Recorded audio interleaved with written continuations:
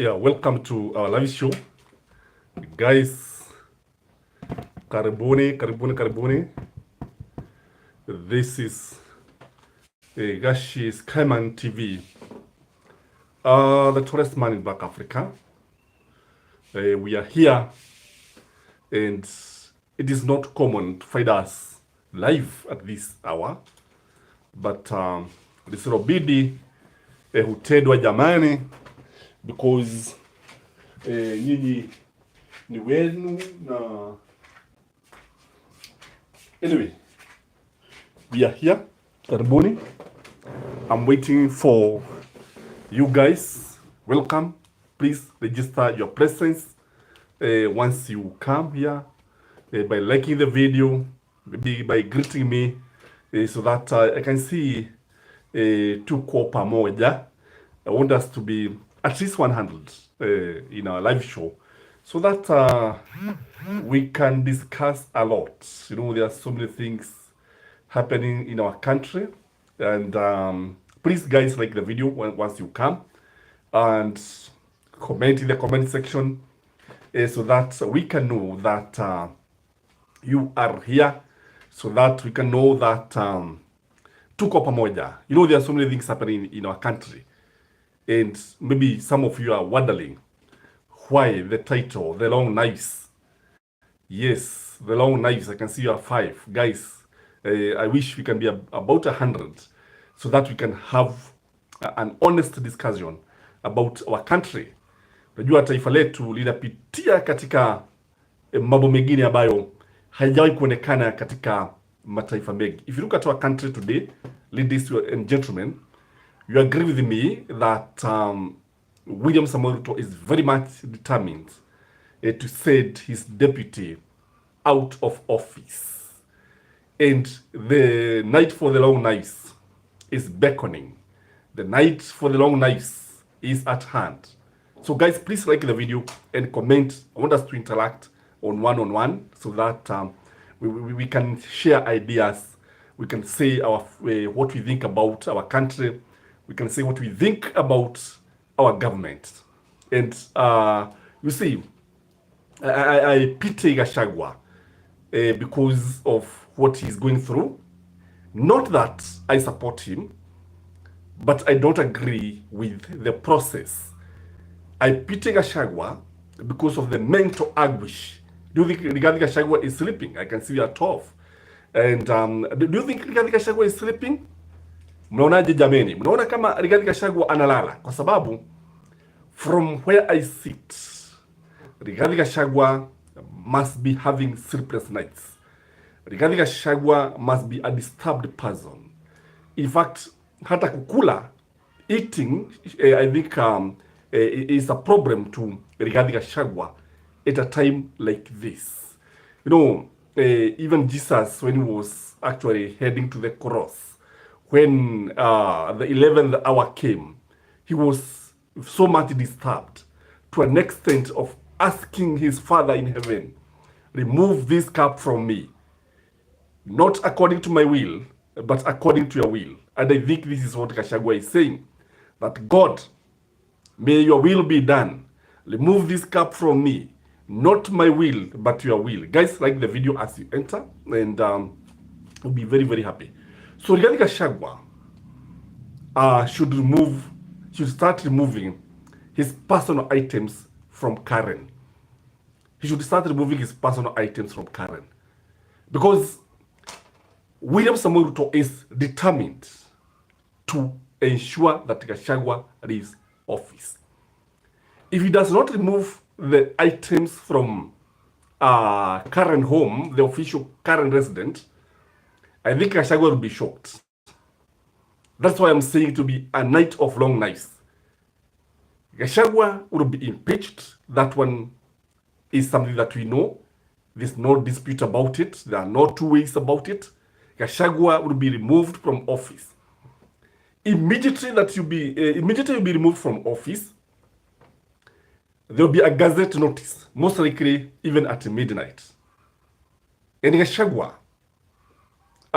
you see the way that now the policemen, the the Rekes code that protect the VIP in Kenya, watamwacha, watamtoroka. It will be a night of long nights. Gachagua will be impeached at night. And the earlier he starts removing his personal items from Karen, the better.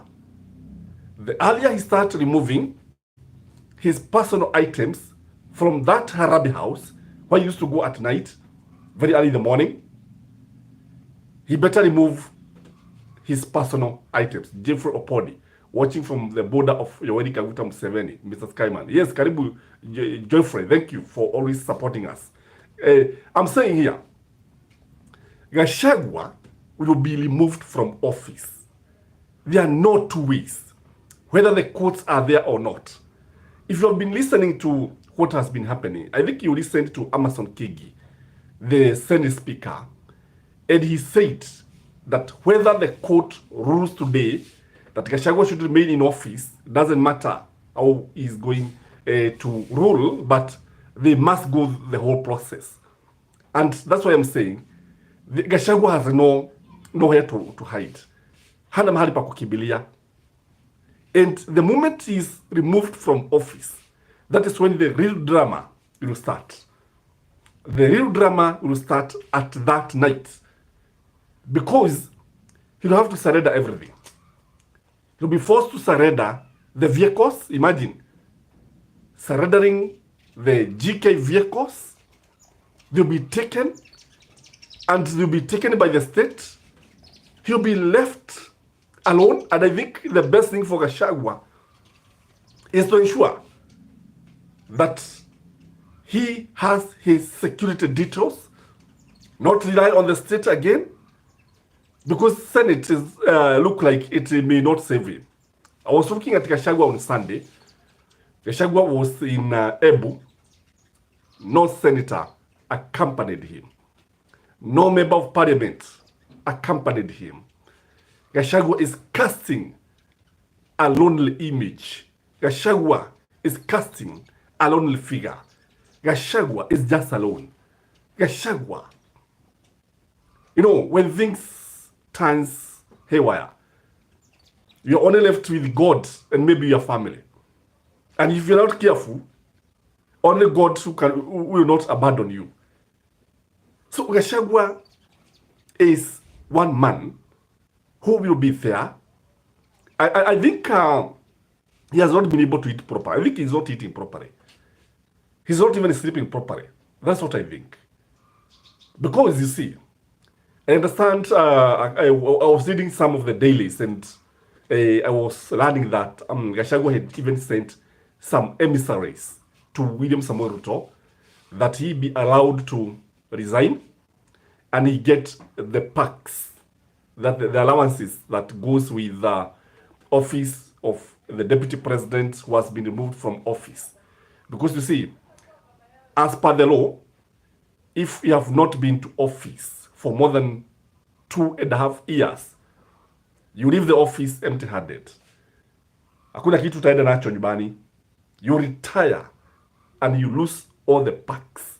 That is why Gachagua was sending some friends to the friends of William Samoei Ruto. Because these two leaders cannot talk. These two leaders cannot even look at each other. Petero Bio, true, Ruto is determined to remove Riggy G. The same way Ruto will be removed from office when his time comes. For every action, there will be a reaction. Yes, thank you, Petero, for reminding us about a law in physics, that action and reaction are equal and opposite. If you look very clearly at what Gachagua was doing to the former regime, if you look at the way he was treating Uhuru Kenyatta and Raila Amolo Odinga, you see, that is what is happening to him today. You may not agree with William Samoei Ruto, but that is what is happening to Rigathi Gachagua. Kwamba mchimba kisima huingia mwenyewe. I was listening to Rigathi Gachagua, and there was a time he was telling Uhuru Muigai Kenyatta that all the problems that this country was facing was as a result of his poor leadership. In fact, he was saying that Uhuru should not complain that William Samoei Ruto had abandoned him. But today, it is Rigathi Gachagua who is crying. So let's Kenyans learn this lesson. Let us all learn the lesson that power is very transient. Power is very temporary. Today, it is you. Tomorrow is another person. So we better be very, very careful, because if we are not careful, we are likely to find ourselves in very, very unfamiliar ground. Yeah, we are likely to find ourselves in a very, very familiar ground. Unfamiliar ground, that is. Because, you see, Gachagua is barely 2.5 years in office. Barely 2.5 years in office. But he is living power. And you know, power is very sweet. It is very, very sweet. And I can imagine the perks that he's going to miss. I can imagine that privilege that he's going to miss. His current home he's going to miss. The Harabe house. It will be personal and grata. In fact, Gachagua may not enter State House again. He may not go to State House again. And I think Gachagua was very, very lucky, because he was just one-term member of parliament. But what he did, I think they did not agree with William Samoei Ruto, whatever they had agreed. But there is one thing that we know, and everybody knows, that even the DP who will come, the person who will come, I think it is also not going to end well. It will not end well. If you look at William Samoei Ruto, you notice a number of things. That he did not agree. They had a lot of differences with the late second president of the Republic of Kenya, Daniel Toroitich arap Moi. They seriously differed. There were serious differences, to an extent that they could not interact freely. Remember, it was Daniel Toroitich arap Moi who actually brought William Samoei Ruto into the limelight. But they did not agree. Again, wakachukuana na Raila Amolo Odinga. Raila Amolo Odinga and William Samoei Ruto could not agree, because William Samoei Ruto wanted Raila to name him as the prime minister. No, I mean deputy prime minister. But who was Raila? Raila named Mudavadi. And Kibaki named Uhuru Muigai Kenyatta. And William Samoei Ruto was mad with Raila Amolo Odinga for nominating somebody else instead of him. And then, from there, wakachukuana na Uhuru Muigai Kenyatta. I want to show you the way William Samoei Ruto operates.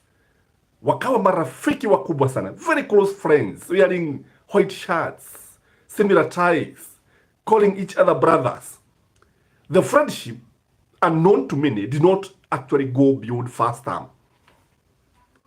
They only went for one term. In fact, it was about 2 years, and then they started differing. From there, Agalia, wakakosana kabisa. And then that is how he went into the mountain and took Rigathi Gachagua. Gachagua now, Agalia, where are they? They have differed seriously. So if you look at the trends of William Samoei Ruto, the way he interacts with people, you realize that he makes so many enemies also. If you look at William Samoei Ruto, you realize that the way he actually treats his friends, it is like you are being used to maybe achieve certain goals. For instance, here in this case, Rigathi Gachagua was used to deal with Uhuru Muigai Kenyatta. And now that the mission has been accomplished, sasa amekuwa tabarabovu. He's of no use. He's a rag. That's what the politicians behave. That's the way the politicians behave. That is, Gachagua came to destroy Uhuru Muigai Kenyatta. Because among the Kikuyus, there was no other leader who could deal with Uhuru Muigai Kenyatta. And that is why you see Gachagua feeling very bad, feeling very bitter, regretting that he was used, he was set against Uhuru Muigai Kenyatta. He is very bitter today. He is regretting. So if you look at it, now that the mission has been accomplished, he is of no use. Charles Musina. But Gachagua, in his previous interview, he said that he came in this office as a wealthy man. I don't understand why he is still clinging on to the office. Why can't he resign? Go back and re-strategize. Charles Musina, that is good. But I think there's also the element of fear. There's also the element of fear. What happens if he resigns? Because I think Charles, this one will not end here. If he resigns, you see the DCI all over. Utamwona akiitwa. He'll be summoned by the DCI. He'll be summoned by everybody. Henceforth, I'm keen on what the Senate will fight. Gashela, Gekoyo, Kuria, Gekoyo. Just continue eating each other as Kenyans. Henceforth, let me say this, that there is no other tribe in this country that has been set against each other like the Kikuyus. There's no other tribe in this country that has been misused by the powers that be like the Kikuyus. A brother is set against a brother. A sister is set against a sister. Today, the Kikuyus have been divided right down the middle. There are those who are supporting Gachagua, and there are those who are supporting William Samoei Ruto. But again, when you come to the ground, who is the most unpopular politician in Mount Kenya? Leave alone William Samoei Ruto. Among the Mount Kenya members of parliament, the senators and the governor, according to you, who is the most unpopular? There's a leader in Mount Kenya that people are looking at him with contempt, with disdain. They are not happy with him. This man is very, very powerful and very, very close to William Samoei Ruto. And the man is Kimani Ichung'wah. If an opinion poll was carried out today, even here, Charles Musina, my Kikuyu MP, you come from Kikuyu, huyo hapa udiri wa hapo, huyu Charles, huyu Kimani Ichung'wah, he is the most unpopular a member of parliament today. Because Kenyans believe that he's the one who held the knife. And he's the one who held the knife or the shotgun that brought down Rigathi Gachagua. It is wrong. It should not happen. Guys, please like the video as we continue looking at the situation. Because you see, as we are saying here, there is no way Gachagua is going to escape this. And it is being said that on Mashujaa Day, William Samoei Ruto is going to unveil the deputy president, the new deputy president of the Republic of Kenya. And today, I noted that there are some people who are very angry because they were told, you impeach Gachagua and then we give you Kindiki. And today they are lamenting. The people of Meru and the Rakanithi are saying, we were told that to impeach Rigathi Gachagua and in return, you give us Kithure Kindiki. William Samoei Ruto is now looking at Musalia Mudavadi as a savior. That is why the people of Meru, that's why they are very, very angry. They are saying you are promised A, B, C, and D. So you see, many people are voting expecting something. Many people are voting, not that they don't like Gachagua, not that they agree with William Samoei Ruto, but they were voting because of a certain expectations. Now that these expectations are not being met, now that William Samoei Ruto is leaning very closely to Musalia Mudavadi. What do you think, ladies and gentlemen? Do you think Musalia Mudavadi fits the bill? And by the way, Musalia Mudavadi is the shortest VP in this country. I think it was a VP for, is it 2 months? Something like 2 or 3 months. He was a VP. So the Luhya community are of the opinion that Now that William Samoei Ruto has completely lost the Kikuyu nation, and there is nothing that William Samoei Ruto can do to regain the lost ground from Mount Kenya, whether he give them Kidiki, whether they give them anybody, they are not going to vote for him. So the Luhya community and the advisors are advising William Samoei Ruto, Mr. President, it is high time you now lean on Western. Because Mudavadi is number 3, go to Mudavadi. That is a message that is now coming on the ground. So as you can see here, this issue of impeachment is done and dusted. And I don't know how Gachagua will behave after this. Because the issue of impeaching is a foregone conclusion. Members of parliament do not vote out of conviction. Members of the Senate, the senators, do not vote out of self-conviction. They vote because they have been told to vote so by the powers that be. They vote because State House want them to vote in a certain way. They vote according to the party lines. And if you look at the ground, if you look at the Senate, it's a foregone conclusion. A foregone conclusion that Gachagua has to go. It is a foregone conclusion that Gachagua is a dead man walking. Gachagua is living on borrowed time. Bese our akoko.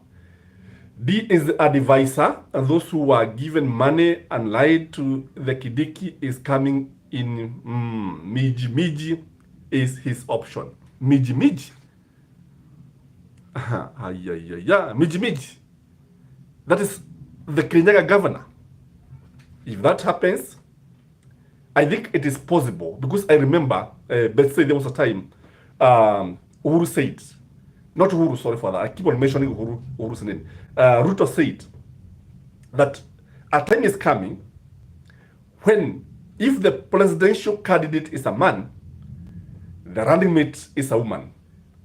So if you look at the thinking of William Samoei Ruto, there is a possibility of going to Anne Waiguru. Charles Musina. Musalia has no numbers. Aterwa Akalo, keenly following you from the kingdom of Bahrain. Manama, asante sana. Guys, please like the video as you come. So what we are saying here, as Betsy is saying, if you look at the thinking, because I want us also to look at the thinking of William Samoei Ruto. What is he thinking?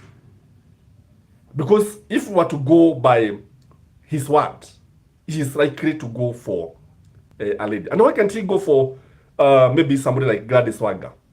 If that is the thinking, because you have to look at two ways. You look at the gender, the region, and maybe the tribe. But favored. Hey, following. Karibu Betty, how have you been? Aterua Akolo. Okay, Karibu guys. What we are saying here is that Charles Musalia has no following on the ground. I think if he goes for Homa Bay governor, he would be sure for some of the Western votes. I agree with you there, because you see, what I can say is that Gladys Wanga, even Lyra, would give him total support. Hesfa is saying, is Mrs. D. Mwende Gatabaki not the one of the directors of the Adani affiliates in charge of social insurance fund? It is true. That is what we are getting. That these people who are giving us Maboya Adani, they have a lot of interest. Their wives, their girlfriends are major shareholders. John Nene, Gikuyu can only be united when there is real threat. I see it coming. Ruto will not be in a hurry to fill the vacant office to pretend he is not behind the impeachment. Me think, John Nene, I think Gachagua will be replaced at midnight. That Gazette notice will be published at midnight, so that the following day, come the Mashujaa day, we are going to have somebody who is going to invite William Samoei Ruto to address the nation. And again, John, to answer you, if you look at the way they are in a hurry. They are in so much hurry to name or to remove Gachagua from office. Orminas, do you think Ruto will go? Yes, his time will also come. Mchiba Kisima, Huigia, his time will also come. Because you see, we cannot say that you will not go, because any leader will go. Any leader will go. A time comes when everybody has to leave office. The question is, how do you leave office? Like now, Gachagua maybe would have wanted to leave office after his first term. But now, he has to leave midway. Things do happen. So what we are saying here, Ruto is employing something known as crush your enemies completely. According to Robert Greene is the author of the 48 Laws of Power. And William Samoei Ruto read that book quite often. And if you look at him, you realize that William Samoei Ruto apply to the letter the 48 Laws of Power. One of the laws of power in Robert Greene's book is crush your enemies complete. William Samoei Ruto want to crush Gachagua completely.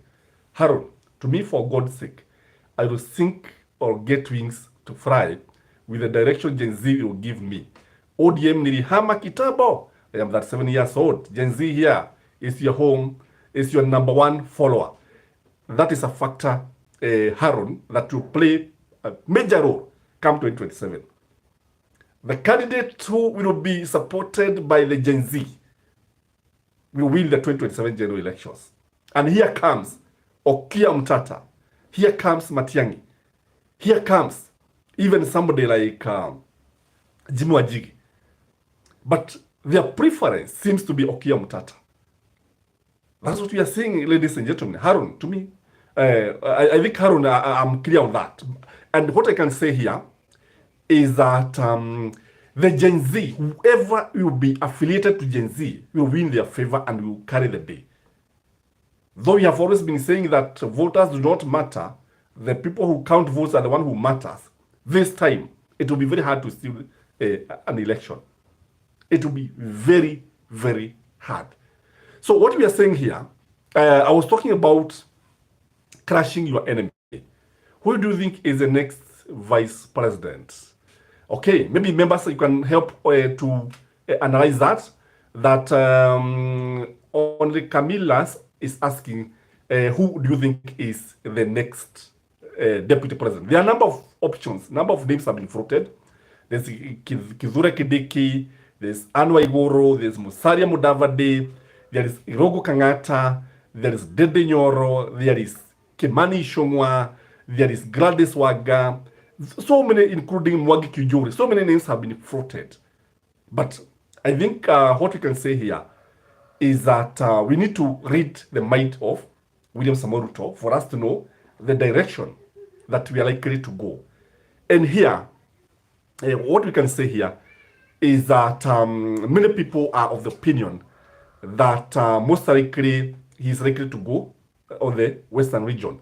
Harun, Okia Mtata is fit for the president in 2027. Ameiva, kabisa, kabisa, kabisa.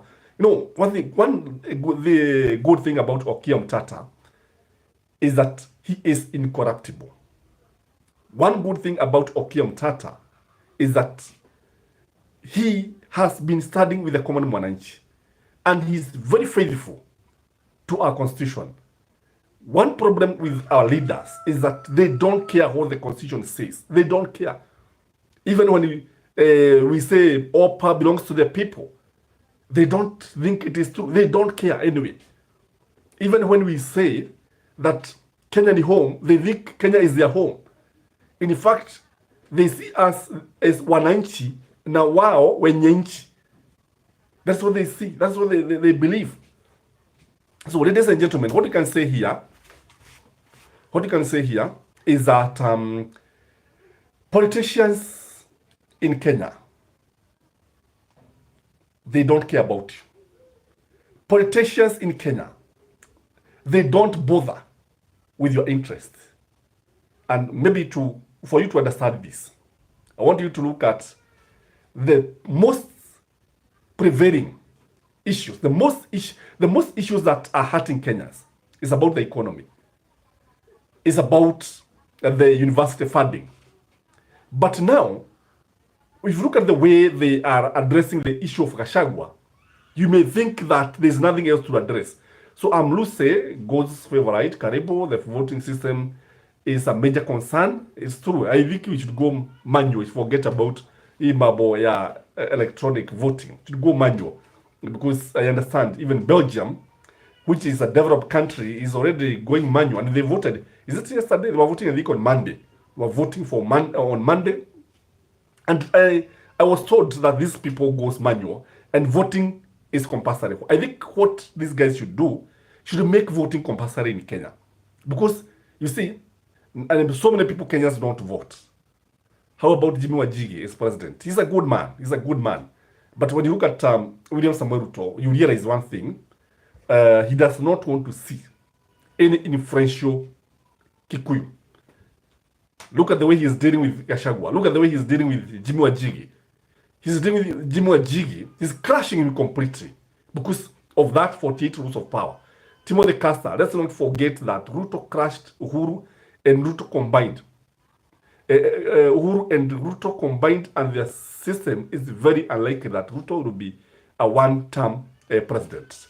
You know, what we are saying is true, Timothy, but I also believe that the people's power can stop the rigging of elections.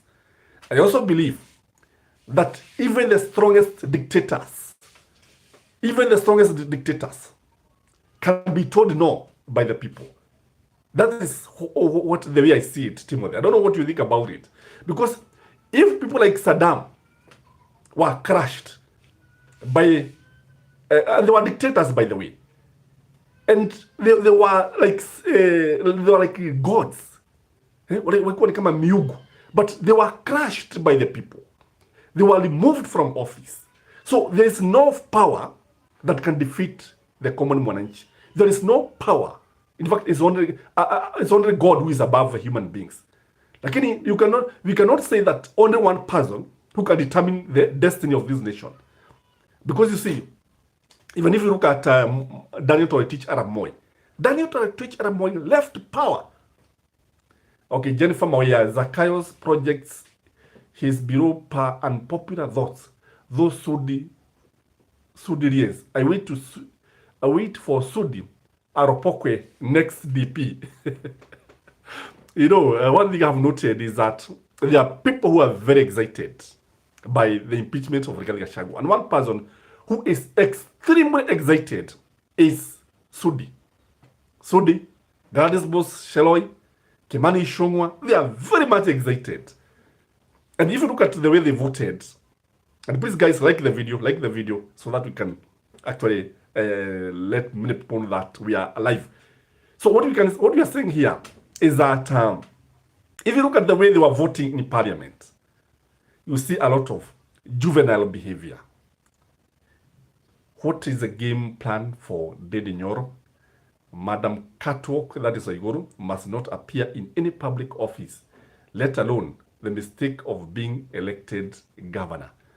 You know, Dede Nyoro game plan, maybe I can explain the way I see it. Dede Nyoro does not want Matope. Ati, he's the one who took the knife and pierced his brother, that is Rigathi Gachagua. So he would attack kupakwa Matope. That is his game plan. Number two, he's looking at the number of years remaining for William Samoei Ruto. William Samoei Ruto has only 3 years in office. Dede Nyoro, if you look at Dede Nyoro, is also looking at the ground. If you look at the people of Murang'a, for example, if you look at the Senator Nyoto is actually one of the people who are supporting Rigathi Gachagua. If you look at the governor is non-aligned. He's not talking about anything. If you look at Akinawa Maua, the Maragwa member of parliament, if you look at Kagema member of parliament, and almost all of them, they are not supporting the impeachment. So I think Dede Nyoro is being wise here. He's playing his cards because he can see there will be a vacuum. And you see, people will not support anybody who supported the impeachment of Rigathi Gachagua will not be actually voted in parliament. In fact, if you want to know the people who, the members who will lose their seats, just look at the voting pattern. The only person I've always said, I strongly believe that to support, you get the support of the people, is the Lioness of the Mountain, the Githogori member of parliament, Gathoni wa Mushoba. That is now the darling of the people. When others are running away, yeye watu wanamshangilia, wanamkimbilia. Lakini hawa wengine wanatoroka. You can see now. Only Camilas, do you think the popular vote for the president increased for the vice president impeachment? I think he lost. I think the impeachment of Rigathi Gachagua is making William Samoei Ruto lose ground. That is the way I see it. The impeachment of the deputy president is making William Samoei Ruto lose the majority of votes. Because one, there are so many sympathizers. Number two, there are those people who believe that Rigathi Gachagua and William Samoei Ruto should be impeached together. Because you see, ndio unasikia watu wakisema kufa dereva, kufa makaga. That's what people have been saying. Charles Musina, if Kenyans are hungry and angry enough, Ruto will be a one-term president. We just have come out in large numbers and voting out with the red side. Charles, thank you for that observation. And I think Kenyans are angry enough. If an opinion poll was to be carried out today, William Samoei Ruto would be the most unpopular candidate. In fact, William Samoei Ruto will be left with the Rift Valley only. Rift Valley. And not the whole of Rift Valley. The Kalenjin nation will already be behind William Samoei Ruto. But one of the reasons Kenyans don't know why we have not reconstituted IBC is because William Samoei Ruto and UDA in general fears a by-elections. Because the by-elections is going to expose them. The by-elections is going to make them unpopular. And they don't want people to know this. Only Camilas, but 3 years of torture is wrong time. Hakuna masika asiyokuwa na mbu, hakuna siku ndefu isiyokuwa na mwisho. That's what we can say. But 3 years, I agree, Kenyans have to tighten their belts. Although we don't have the belts, tumepoteza hata hiyo mshipi. Yeah, Harun, Gen Z, the future belongs to you guys. Sisi ni maua. Register as voters and vote for Omutata. Ruto will be home and dry in 2027, even if ODM supporters vote for him. And I think there's one thing I'm liking about the Gen Z. Harun, if you look at the Gen Z, they are speaking in one language. Most of the Gen Zs in Kisumu are speaking the same language with the same Gen Z in Mount Kenya, the same Gen Zs in Turkana. And these guys are not tribal. They are not tribal. In fact, the issue of tribalism is brought by our leaders. Because when you come on the ground, you realize, for example, you fight your neighbor is a Kaba, is your friend. The other neighbor is a Kisi, is your friend. So, but now when it comes to voting, the leaders come with very funny stories. They come with issues. They want you to vote on this side. They want you to do this for their own selfish interest. But for them, because they want to win your vote, they want to incite us to rise against one another. And that's why they behave like that. That's why I've always said that in this country, we have only 2 tribes, the rich and the poor. Ruto, Raila, Kalonzo, all those guys belong to the same tribe, the tribe of the rich. Watu wengine sisi, wavuvi, wakulima, we belong to the same language. That's why I've told you, kuna mwananchi na mwenye nchi. So what we are seeing here is that the National Assembly did its part, because I saw them taking pickups of evidence to the Senate. God's favorite. I hope people will decide for themselves, not listen to politicians. Yeah, God favorite. That is why we normally go wrong. We normally listen to politicians. They give us money. By the way, zile pesa tunapewa is very little. Very little. And you end up voting for them. Hamisi Ali, Saria Hamisi. I am not from Mount Kenya, neither a supporter of Gachagua. To sincerely, I don't support his impeachment. The process and the anger displayed by the MP was suspicious. Ruto is a problem. In fact, Gachagua is being hounded out of office, Hamisi, not because the members of parliament are convinced that he has committed gross whatever violation of the constitution, but because William Samoei Ruto want him out of office. Otherwise, why has he not said anything? He has not uttered a word. What there is that there is an agreement between Raila Amolo Odinga and William Samoei Ruto that Gachagua must be impeached. There is that agreement. And what they are doing now, the script is unfolding. You know, it started as just a mere talk. And before Kenyans knew what was happening, it was a reality. Unajua, what these guys do, wanaweka kitu, wanapima mawazo ya watu. Why don't you become only Camilas? Why don't you become president? Or to become a president, maybe you only need to be 18 years. You might be at that 5 years. Haron, please just tell him, panic mode buttons have been activated.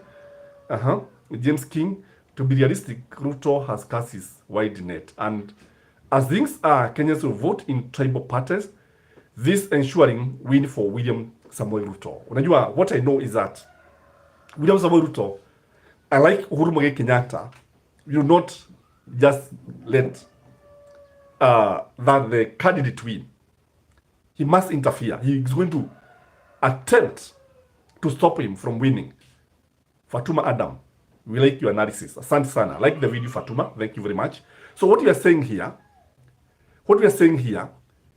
is that Raila and Ruto have agreed to impeach Gachagua. In fact, one of the reasons Raila came into this government is to send Gachagua home. Because do you think Gachagua would have been impeached without Raila Amolo Odinga? Zero. It could not have happened. And I have seen a lot of things happening, but I can assure you one thing. When Gachagua will be impeached, that night of long nights, when the Senate will vote for the impeachment of Rigathi Gachagua, one thing will happen. There will be a lot of celebration in Rift Valley. Rift Valley will erupt in celebration. Led by Akina Sudi, those members of parliament, those senators from Rift Valley, there will be celebration when Gachagua leaves office. Not in the whole country, but in the Rift Valley. But in the mountain, there'll be a lot of anger. Men and women will be ashamed of being Kikuyus. Yes. On the camera, do you think Raila would be president or his era is gone? Seeing the Gen Z movement, I think Raila's time imeisha. Hii kitu imeisha Raila. Hata mwenyewe look like he feels that he has done his best. We cannot ignore what he has done for this country. We can't. But I think if you look at the current situations, things are very, very different. Things are very, very different. And politics is very, very different. With the Gen Z in the game, don't expect these fellas to be in the scene for long. What I can say is that the next parliament and the next leadership will be determined by the Gen Z. Even in parliament, expect about more than 60% will be people who are below 40 years. That is what will happen. The only challenge that the Gen Z will have is money. Sababu, what we have is that in Kenya, money is with the old wazees, but the Gen Z hawana kitu. But in fact, most of them, kinamisha hivi, kichwa chini miguu juu, not a single coin will fall on the ground. Because there's a lot of issues as far as unemployment is concerned in Kenya. So what I'm saying, that night of long nights, many Kikuyus will be ashamed to be associated with the Gema nation. I can tell you, many Kikuyus will be very angry, will walk with their heads down, and they regret why they voted for UDA. I've noted so many people regretting why they voted for UDA, but mambo bado. Mambo tunaweza kusema bado. Mambo yatatokea. And you see, there are some people who have been saying, we have had this argument with some people, that we are where we are because of the Kikuyus. I don't think so. We are where we are because of every one of us. We the voters, we are to blame. Some of us did not vote. We chose to remain at home. Some of us will not even protect the votes. Some of us voted for UDA without looking at the history of the leaders. Because you see, I believe one thing, that the history of a leader is very, very important.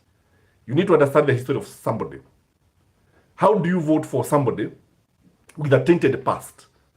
How do you vote for somebody with cases of corruption in court?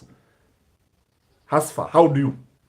How come it is Mutuse, Kaluma, Otiende, Amolo, and Murugara leading the delegation to the Senate over Gachagua? You know, as far is because the Kikuyus are embarrassed. They're embarrassed. Unajua, when you are being given the knife and to slaughter your own, even your own bull, you feel mercy for your own bull. Unaona sasa hii utachija, hata nguruwe unaogopa. That is why other people have been assigned that duty. And that is why you see, even the mover of the motion was given to somebody from Chapchap, kile chama cha Mutua, Alfred Mutua. That's why you see the Kikuyus refused.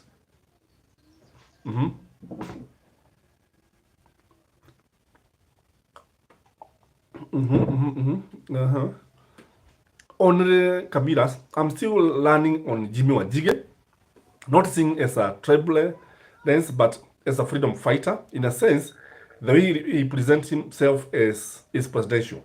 Yeah, Jimmy has a bright future. I agree with you.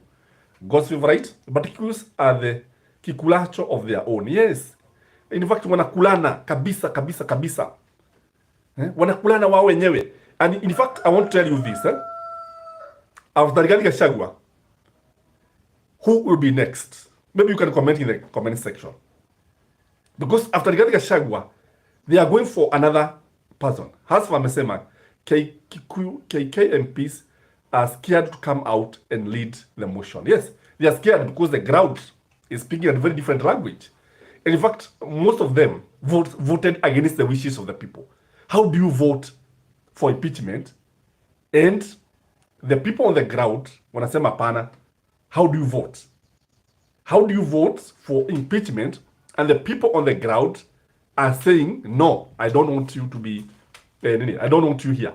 I don't want you to support this motion. We want Gachagua to remain. How do you vote for this?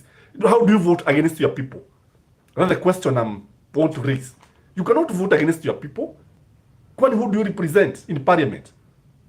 Who do you represent in parliament? I've noted Charles Musina. People say that because Uhuru cautioned you about Ruto, but you wouldn't listen, you voted with emotions. Yes, that is what happened, and it was wrong. Emotional reasoning is wrong, and it has failed many people. James King, the Senate will definitely impeach Gachagua. Will he ever redeem himself politically with such ruthless emotions?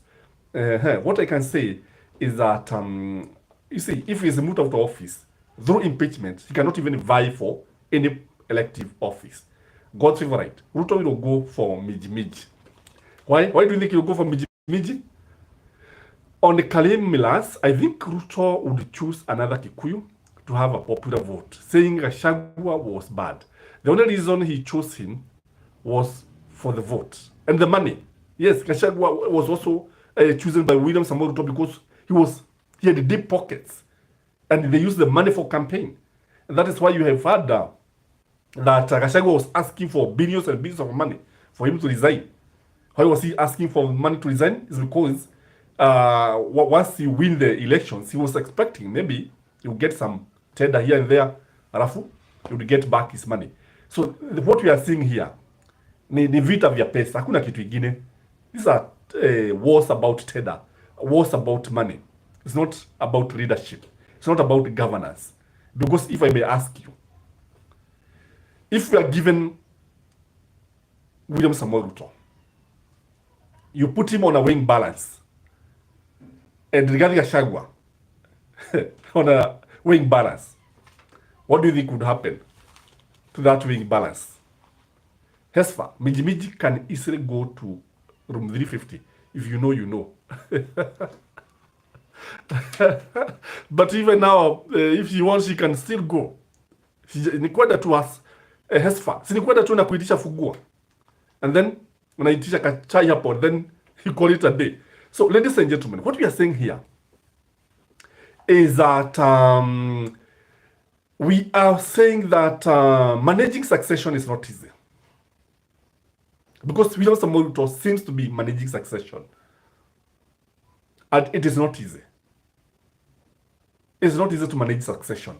And if you look at what happened wakati wa Kenyatta, during the time of Jomo Kenyatta, there were a lot of emotions also. During the time of Kibaki, there are also high emotions. Anytime people see that the leader is likely to leave office, maybe through the ballot or other ways, there's bound to be a lot of problems. There's bound to be a lot of friction. This is what is happening, ladies and gentlemen. This is what is happening to our country. Managing the succession of Rigathi Gachagua, it will not be easy. What will happen if we choose Miji Miji? How do you think the Tharaka people are going to react? How do you think the Meru people are going to react? How? I concur with you guys. He may go for Igoro in order to consolidate the mountain vote.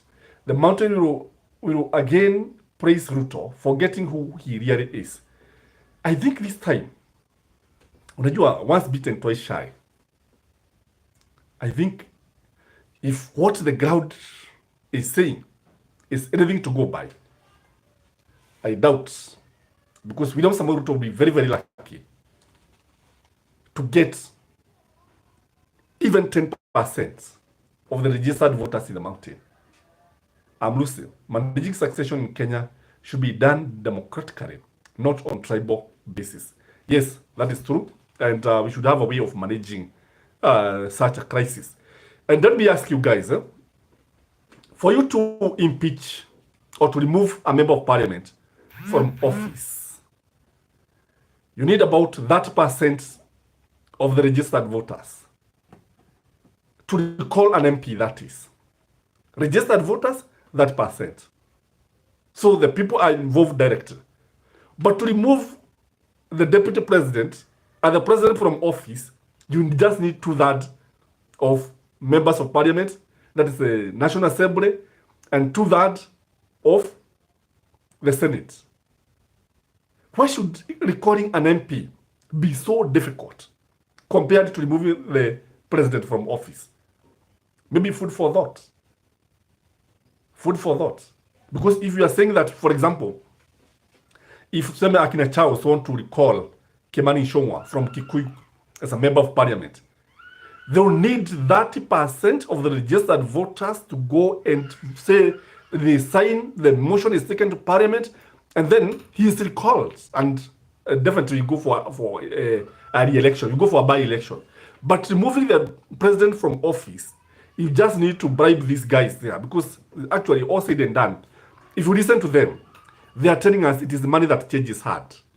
Money changes hand. Vote like this. And the funny thing, I understand they receive calls. They are called. So please, you are called personally. You are given a call from the house on the hill. You Gachagua Kaiman, I want you to vote for impeachment. And once you don't take the call, your friend is called and told, can you see Gachagua Kaiman there? Give him the phone. What do you say? What do you tell your boss? It's been that way. And what I'm saying here is that unless Kenyans now stand up for their rights, we are going to lose this nation. Because I'm looking at our country, it's like we are losing it. Charles, I think that's why we don't have IBC in place. Most of these MPs would have been recalled. Yes, it is true. And it is deliberate. It is designed by design. And we are not going to have it anytime soon. Mwangi Muhammad, Karibu, nice to see you in your African chat. Thank you. Thank you, Muhammad. You have been very, very supportive. I thank you for that. So what we are saying here, if he chooses Waiguru, as many people are saying here, the people of Tharaka-Nithi are going to rise up, and they are going to maybe even demonstrate on the street. Because they have been promised, the members of parliament were told, impeach Gachagua, we appoint Kidiki. So that is why Gachagua, that's why I mean Waiguru may miss it. And again, when we look at Waiguru doesn't have a clout, because what William Samoei Ruto is looking for now is somebody who can bring votes, somebody who can now convince the mountain to come back again and vote for him, because already the ground is completely lost. It shouldn't be that way. That's what Amlusi is saying. So what we are saying here, William Samoei Ruto want that leader from the mountain who can bring as many votes as possible. And who is it person? The only person I think who can actually rally people behind him very easily, but not take them maybe to William Samoei Ruto, is Dede Nyoro. Today, if Dede Nyoro says that he does not want Gachagua to be impeached, Dede Nyoro will emerge as the new kingpin of the mountain. If today Dede Nyoro stand up and say, no, we don't want to impeach our son, if Dede Nyoro decide to criticize William Samoei Ruto today, that will be the end of UDA in the mountain. In fact, if Dede Nyoro declares that he is going to oppose the impeachment of Rigathi Gachagua, and that is why he kept quiet, and say anybody who is going to vote for the impeachment of Rigathi Gachagua should not be re-elected, you see people resigning from Mount Kenya. You see them resigning before that time so that they can be on his side. In fact, unknown to many, the greatest threat, if you ask me, to William Samoei Ruto is Dede Nyoro. It is Dede Nyoro. It is not even Gen Z. Because already there is a vacuum in the mountain. If they impeach Gachagua, there will be a vacuum in the mountain.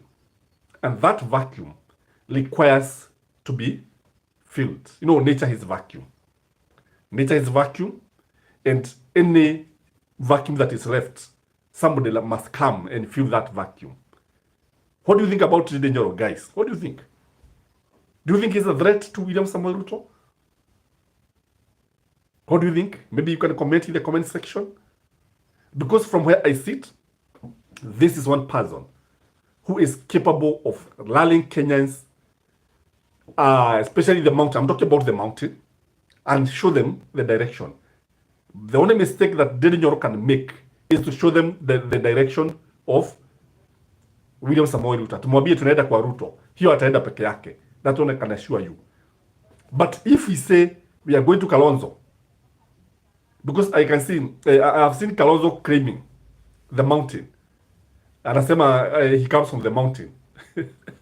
Yeah, anasema hivyo. Because he is a half caste. Petero Bio. Didn't you know lacks charisma and national appeal?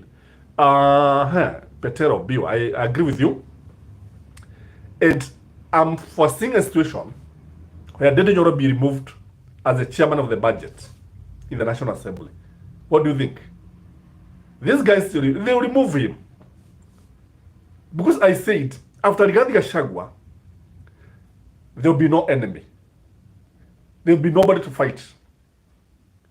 Because you see, Uhuru is no longer there. You know, they were fighting Uhuru. They started fighting Gachagua. Because one thing I know about William Samoei Ruto, at any given time, he must have somebody he is punching. He must be fighting somebody at any given time. So, who will he start fighting next? Because if you ask me, he is going to fight Kimani Ichung'wah or Dede Nyoro. Because those are the perceived threats. He's going to make sure that they are finished politically. That is what will happen. When you see mwenzako akinyolewa paka chako maji. If you look at William Samoei Ruto, from the beginning, he has always had somebody he's actually fighting. He has always created an imaginary political enemy. God's favorite is saying Kimani will be next. In fact, I also believe the same. And he'll come in the mountain and they start telling the people about Kenya. You know, this man was impeached by your leader. Who was the leader of the majority? I'm not the one who impeached Gachagua. It is the people of the mountain. Just like he has been telling us that we are the one who determines the direction of this country. You know, that is what they have been telling us. So that is what will happen. I was trying to take you through that history to see that William Samoei Ruto must fight somebody. When the latest person to fight ni Gachagua. Before Gachagua was Uhuru Kenyatta. Not that he did not like Uhuru Kenyatta, but it was deliberate. It was by design. Then he fought the constitution. He opposed the constitution deliberately. He also opposed Kibaki, if you remember, in 2007. So he must get somebody to oppose all the time. Charles, in terms of service delivery, Nyoro has delivered for the people of Kiharu. Yes. In fact, Nyoro is one person who will easily go back to parliament. Easily go back to parliament. And I think, allow me guys to say thank you very much for actually coming here, watching the video. I want to rush somewhere so that I can catch up 1, 2, 3. We shall be coming live many times. And even tomorrow we shall be live, maybe during the day, sometimes during the evening. I want to thank you very much. And please, before you leave, like the video, comment, and always get time. You can also reach out to me. I normally actually post my number. Reach out to me through WhatsApp, normally through WhatsApp, and we can chat on one-on-one. I'm very, very humbled by the way you have continued to support. Those of you who always actually write in the comment section, those of you who always comment, this country is ours. All said and done, Kenya is home. We don't have any other country, and we always pray for peace. In fact, Kenyans, sisi hatuna shida. The problem is our leaders. Even when you see the conflict, when you see the political temperatures very high, these guys are fighting for our resources. They are fighting for the money that you are earning, the taxes that you are paying, and we should take them as that. So guys, let us be wise. Let us not follow these guys blindly. Bye-bye. Bye-bye.